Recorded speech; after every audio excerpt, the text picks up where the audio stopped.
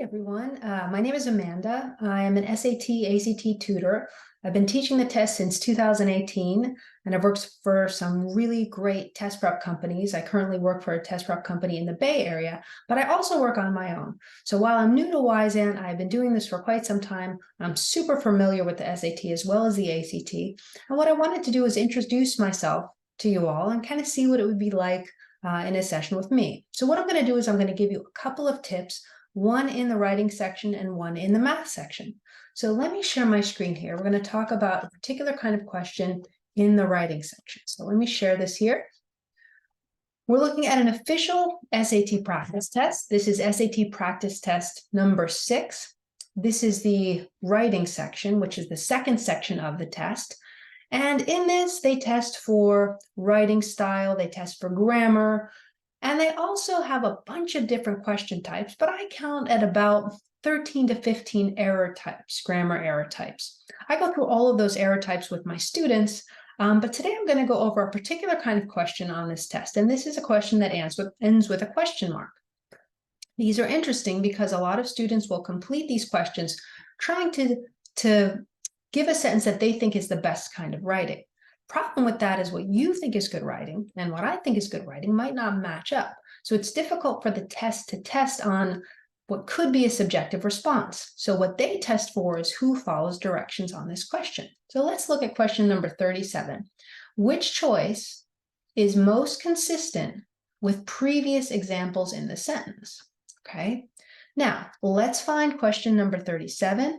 See how they're asking about consistency and examples? So that means they want us to find examples. So let's look for some examples in the sentence here. Hurdle skyscrapers, leap an eighth of a mile, run faster than a streamlined train, withstand anything less than a bursting shell, and blank.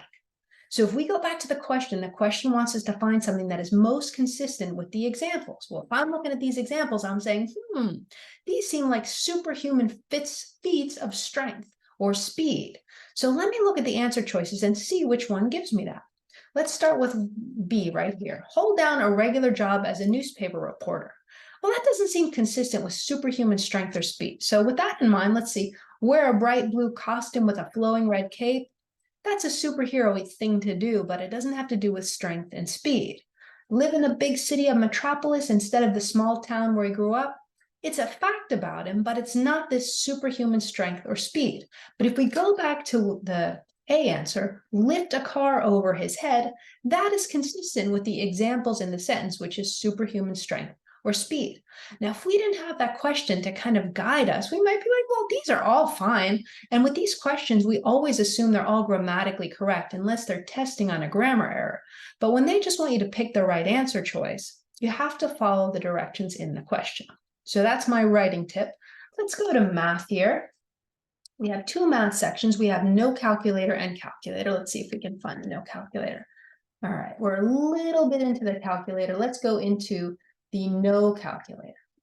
The no calculator test is 20 questions and 25 minutes. So if we're doing our math, we're seeing we have about a minute and a little bit extra, maybe 15, 20 seconds per question. So when we think about that, does it seem like they want us to do a bunch of complicated math steps? If we're trying to complete accurately 20 problems in 25 minutes, there have to be shortcuts, because if we're doing complete, beautiful algebra step by step, we're not going to have time to finish this test.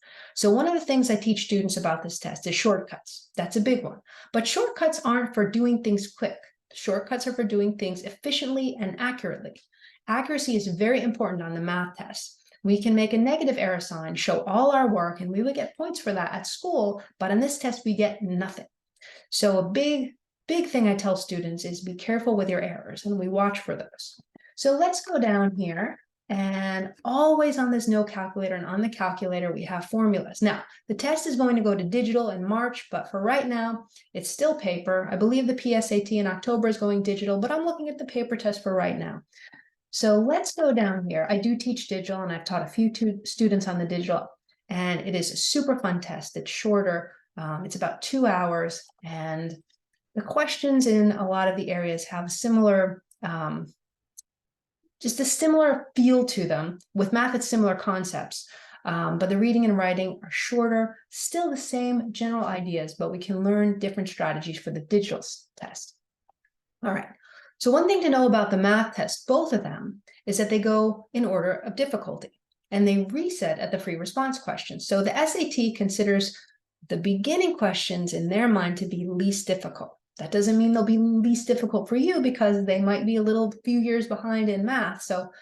But what it does mean is that when we relearn those questions, if you've forgotten any concepts, we're going to focus on careful work, because careful work means we get the points. If we lose a negative sign, if we don't read carefully, we're going to lose those points. Those points on the test could be worth 20 points, 30 points, 40 points. So it's not worth it to make an error if we can help that.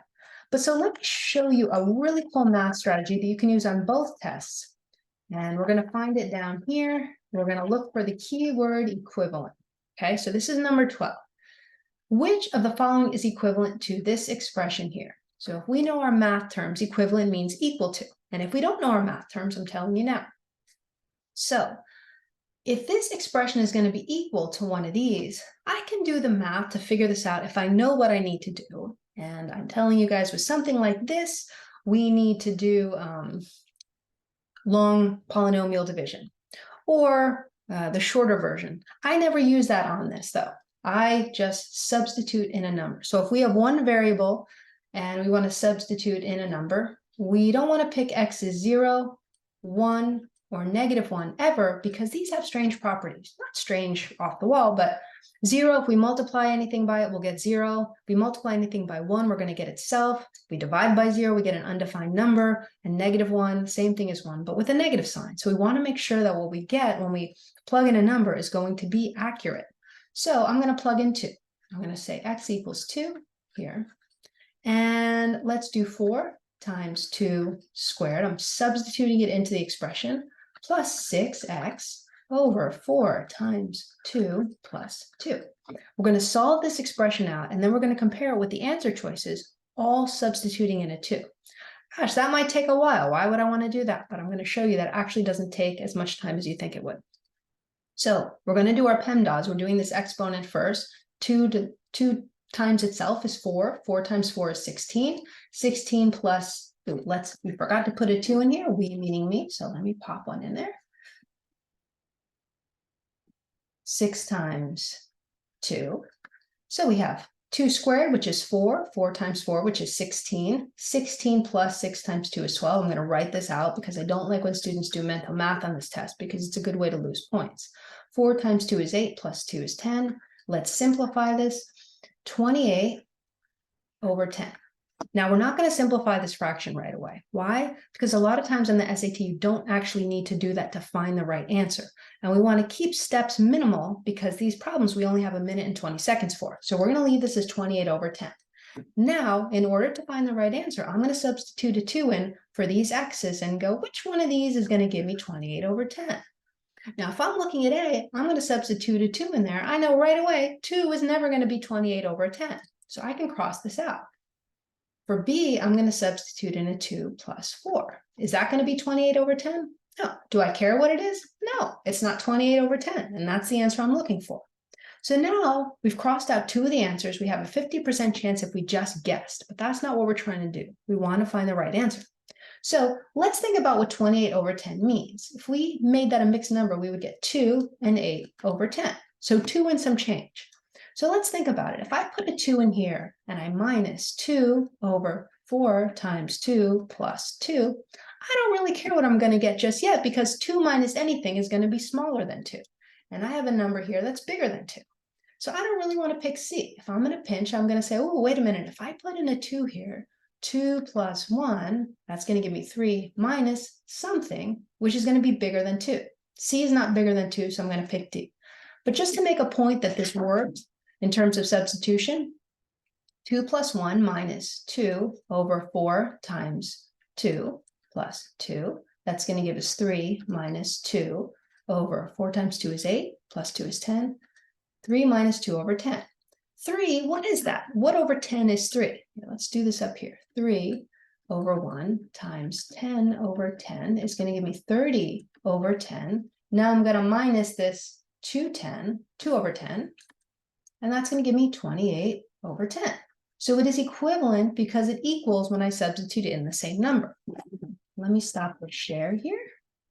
That was my quick, a little math and English tip.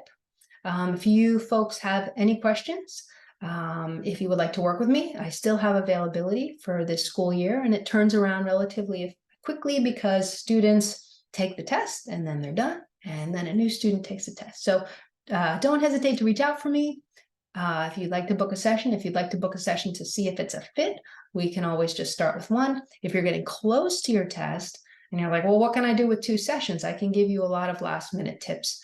But I always recommend practice before, if you can, because this test has problems that are very consistent to one another. So it is very possible to practice for this test and get used to these problems and do increase your score if you are giving time to practice. So anyway, have a wonderful day. It's nice to meet you all on video, and I hope to meet you all in Zoom on person. Okay, take care.